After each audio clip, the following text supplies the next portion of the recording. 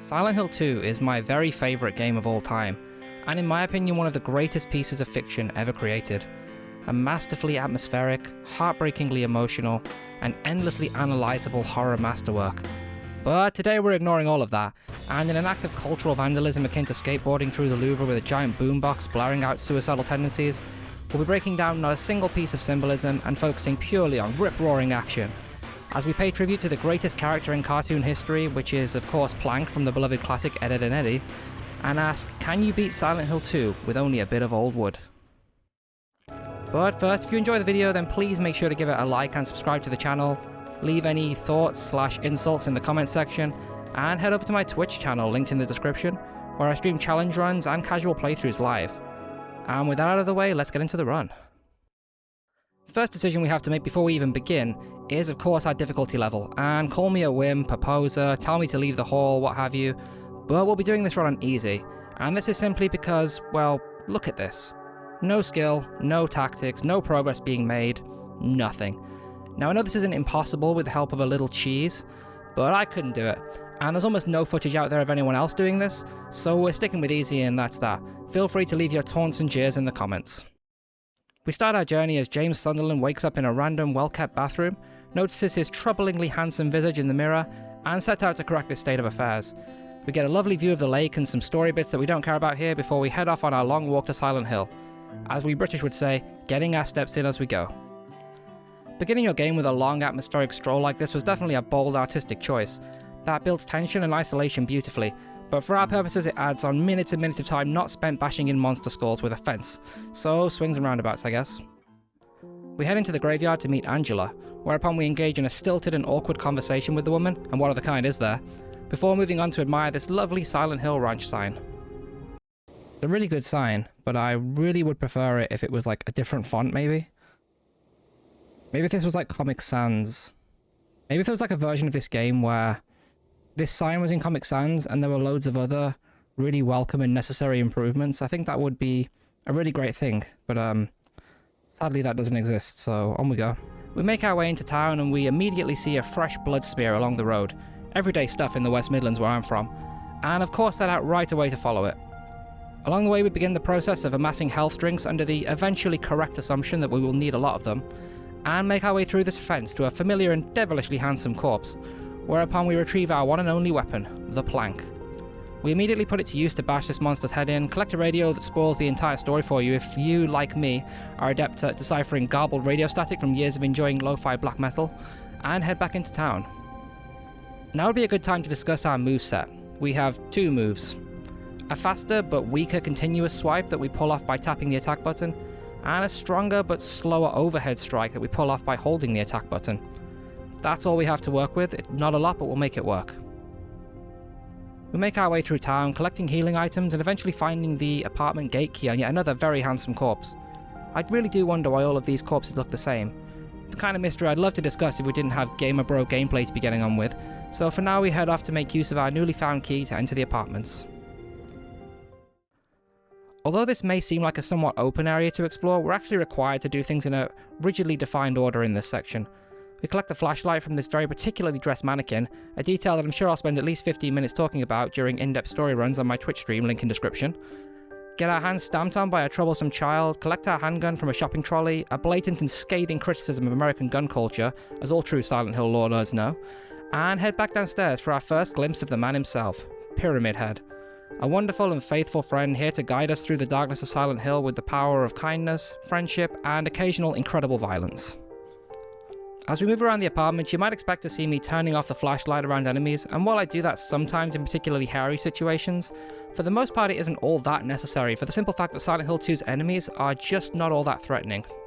Unlike the first game, in which regular enemies will grab you for a 15-minute clawing session for having the sheer temerity to stand in the same zip code as them, even on the easiest difficulty, here most of the regular enemies don't even have grab attacks of any kind, and pose very little danger as a result, with many of them allowing us to actively push them out of the way, behaviour that would earn you a swift battering in Midwich Elementary School, turning these purportedly dangerous enemies into little more than light irritations in the process. We head into room 208 and find yet another very suspiciously familiar figure, posed charmingly in front of a television set. Yet again, I wonder if this particular image holds any kind of significance, but sadly I'm just a random guy carrying a big twig around, so I wouldn't dare to speculate. We collect the key to room 202 and make our way there to stick our hand in a hole in the wall. Not something I'd usually be up for, but we'll give it a go here, and we acquire the clock key, which we immediately put to use to open a clock as the name would suggest.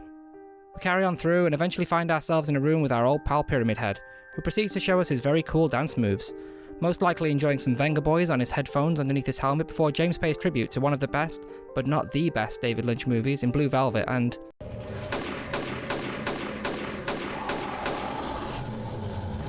Honestly, why do I even bother with these challenges? First, Barry Burton ruins my no guns challenge in Resident Evil, and now this. Absolutely unbelievable. We collect the courtyard key along with the fire escape key we had rudely kicked away from us earlier on, and head down to collect the canned juice, a completely normal item that we all know and love from real life, and immediately drop it down a rubbish chute to collect our first coin, the old man, pausing for some light reading as we do. This Walter Sullivan guy seems like a bundle of fun. They should definitely make a game about him someday. We head out to the courtyard to collect the snake coin from a prime in a swimming pool, a normal sentence to say in Silent Hill, and head inside to find a large adult man dressed like a child from a 50s cartoon, vomiting heavily with his face in the toilet and his arse crack hanging out. James seems somewhat perturbed by this, but this is considered to be fairly normal behaviour at any British university. I swear, these fools wouldn't last 5 minutes on the mean streets of Coventry. As much as we would love to stay and enjoy such sterling company, we say our goodbyes, enjoy this subtle Suikoden reference on the wall here, and make our way over to the second apartment building. Here we take the only rational course of action when faced with a blocked toilet filled almost to the brim with liquid shit. We plunge our entire arm in. No taking off our jacket, no sleeves rolled up, nothing. Just right on in, up to the elbow, son. We don't even wash our hands afterwards. Now keep in mind, James never changes his clothes at any point throughout the game, so canonically, officially, James spends a good 85% of his time in Silent Hill smelling powerfully, unbearably of raw human feces. And you just have to assume that everyone he meets is simply too polite to mention it. We poke around this second building a bit before finding Angela again, along with our last coin, the Iron Maiden classic, The Prisoner. With this we can open up this puzzle box and acquire the Jacob's Ladder key, which we use to open up the Jacob's Ladder room, hear the whispers,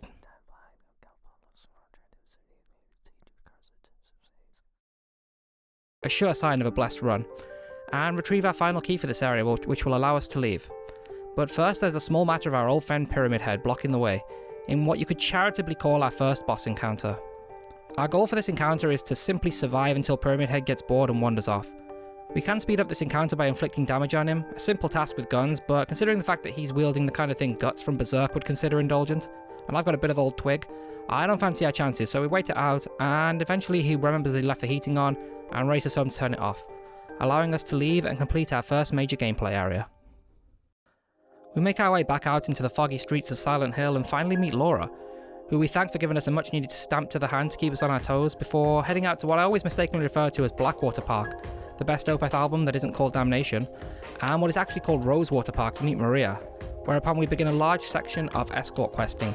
But fear not, as this is probably the best an escort quest can ever realistically get, as we don't have to pay any attention to her at all, and the biggest risk she's ever likely to face is getting accidentally shot by me when I mistake her for an enemy. Oh dear. And for obvious reasons that won't be an issue here. We make our way over to the bowling alley and Maria chooses to wait outside while we head on in to enjoy one of this game's finest music tracks.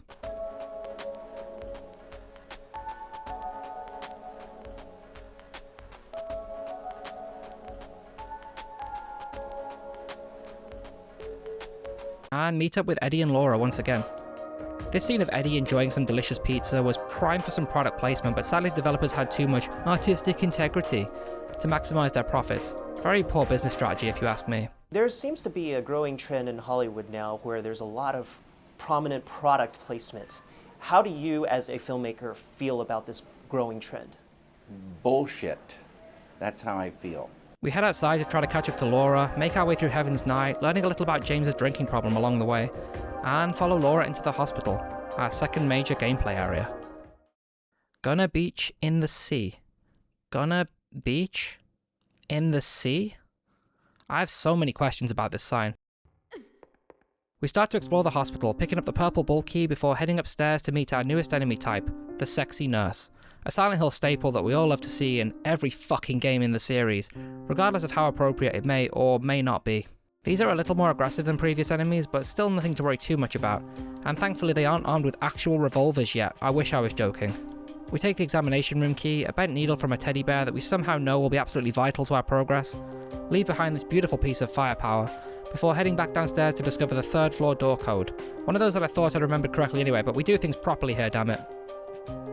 We head back up to fully explore the 2nd floor, finding one of the codes that could have been, and indeed sometimes is, much funnier had the numbers been rearranged. 6969. Nice. Before collecting the lapis eye key and heading up to the 3rd floor to explore. We drop Maria off along the way so that she can have a lovely rest on this suspiciously heavily stained mattress with no pillows or blankets. So comfy. Taking the roof key as we do so.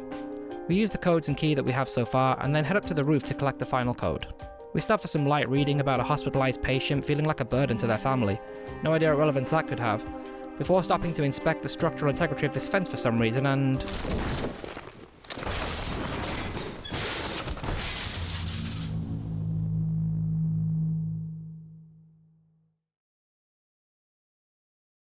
well, that was just rude. But by some stroke of luck we find the final code we need in this delightfully decorated room and head back to retrieve our extravagant prize from the lockbox. And well, I mean, I've won worse prizes. I once won 3 different thimbles on 3 separate attempts on a tombola as a child, so this is quite the gift by comparison. We use our precious acquisitions to unclog a drain and take the elevator key, which shockingly we use to unlock the elevator. We head on down once again to meet Laura, who treats us with all of the good grace and respect that we deserve. Laura?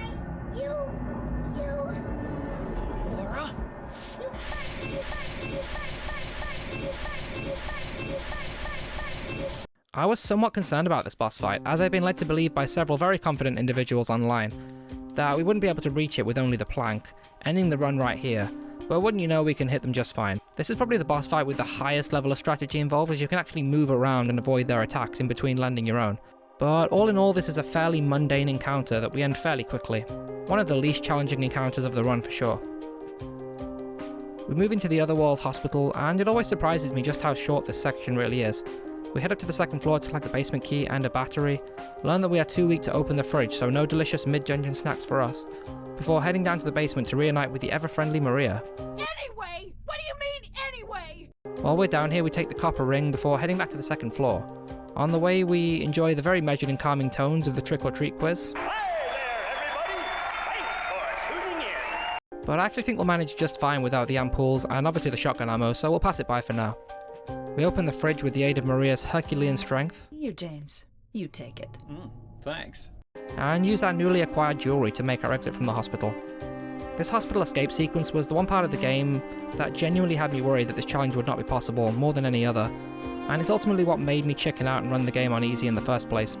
Here we can simply run to the exit without any interaction with Pyramid Head at all, and sadly Maria suffers a fatal giant knife involved incident.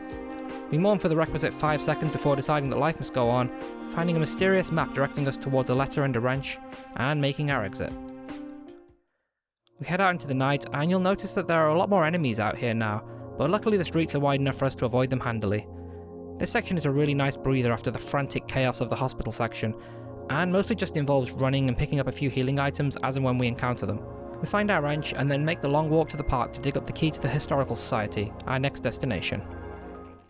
Sadly, we don't have time to admire all of the stunning artwork and fascinating lore on display here, so we head straight down this massive staircase and into the prison. Fun fact, did you know that this is actually just a massive staircase? No repeating loops or any of that trickery going on here. They just made a massive staircase.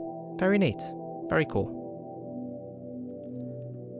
We make our way down the first of many deep dark holes and find ourselves trapped in a well. Luckily we didn't pull any speedrun shenanigans and skip the planks, so we're able to bash our way out, put the battery to use in this horrifying room filled with insects, take another plunge and reunite with Eddie, whose sudden shift from jovial pizza guy to deranged killer is actually genuinely unnerving for the juxtaposition. Take notes, remake. Before finding the tablet of the gluttonous pig in the same room. A bit on the nose there, town. From here we head into what I consider to be one of the most genuinely terrifying areas in gaming history, the prison. I always found the atmosphere of this place to be absolutely suffocating and always dreaded coming back here on replays, but as I've played this game roughly 8,000 times at this point, I can just about manage by now.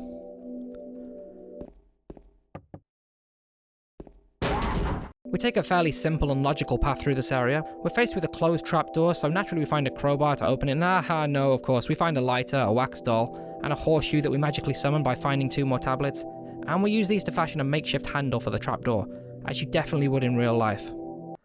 This corpse? Into this hole? In this economy? We take several more dives down mysterious dark holes, take what I would call the piss break elevator if I were a speedrunner, and find ourselves in the labyrinth. We stop off in Pyramid Head's bedroom here to retrieve the Great Knife as a bit of insurance, before heading to this funny looking head, a puzzle that I couldn't even begin to explain outside of put the yellow bit upside down, before meeting Maria/Mary in one of this game's most iconic scenes. Great voice acting here. It'd be a real shame if this were re-recorded in some form and made infinitely worse for no apparent reason, but thankfully that hasn't happened. On our way out, we find a handily placed set of wire cutters which we use to make our way further into the labyrinth. I couldn't even begin to tell you which way I'm going. I'm running on pure muscle memory here, friends. And eventually we make it through and find ourselves at the Abstract Daddy boss fight. As we noted earlier, this is the fight that forced me to play this run on easy. And while this is a tedious nightmare on higher difficulties, here this is the boss fight which involves the lowest level of strategy to complete. You can see in the early stages that I'm trying to use good positioning and timing, but ultimately you'll get the same result, or better, by standing still, hitting when you can, and necking health drinks like Rob Cross drinking water between darts throws and or in the vicinity of a tax collector. This takes absolutely ages, but eventually he goes down, Angela finishes him off with a well-placed TV shot to the cranium, and we go on our way, solving the rope puzzle as we do. We return to Maria's room to find that she's dead once again, hardly a surprise by this point, before heading out to dive into our own grave to take on Eddie.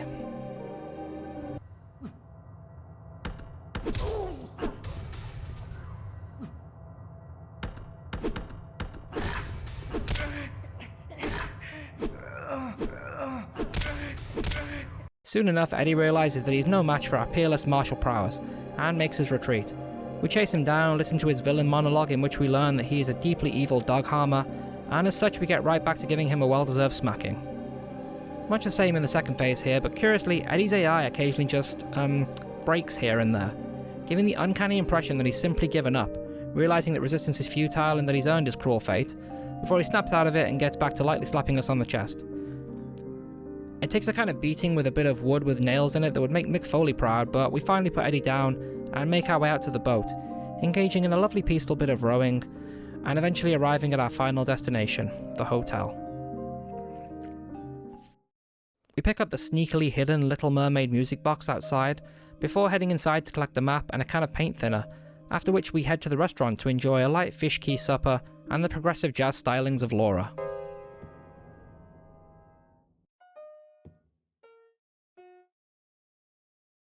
We collect the key to room 312, try to head up there and...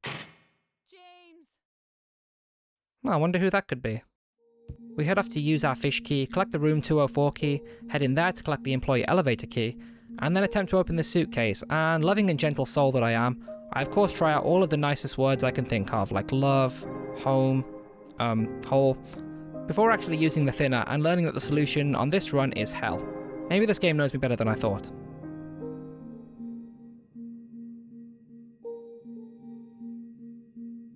We collect our second music box, the Cinderella box, and head off to access the employee elevator.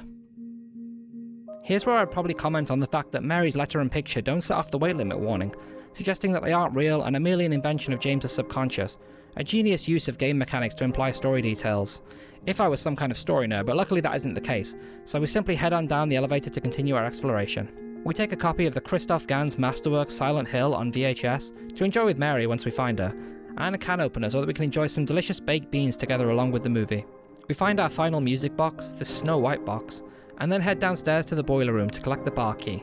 We then, as you would expect, open up a can in the kitchen to find some delicious, nutritious light bulbs, one of which we use to make our exit from the bar and collect our things from upstairs. We place the music boxes and receive the hotel stairway key for our efforts, finally allowing us to access the third floor. James decides that he simply cannot wait and watches Christoph Gans' Silent Hill all by himself instead. Yeah, that's how I felt when I watched it too, buddy. Like, what was Sean Bean even there for? What an absolutely terrible movie. We get shouted at by a child before making our way back through the now suspiciously damaged hotel for one last meeting with Angela, probably one of the most well-constructed and genuinely heartbreaking scenes in video game history. I could easily write an entire essay on the sheer brilliance of this scene, but we'll leave that for another day and move on to our penultimate boss fight, the Twin Pyramid Heads.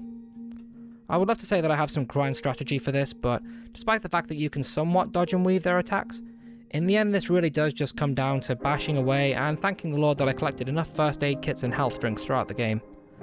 As you'd expect, this fight takes an absolute eternity, but eventually, the lads bow down to our melee mastery and impale themselves in disgrace, allowing us to leave and make our way to the final boss. This is another boss that I was somewhat concerned about, as I wasn't sure that the plank could reach a flying enemy, but luckily the overhead attack does the job just fine when she comes close enough, and the boss goes down shockingly quickly, allowing us to land one final blow to complete our run. And there we go, Silent Hill 2 completed with only the plank. Thank you so much for watching, I hope you enjoyed the video. If you did, then please consider subscribing to the channel and dropping the video a like.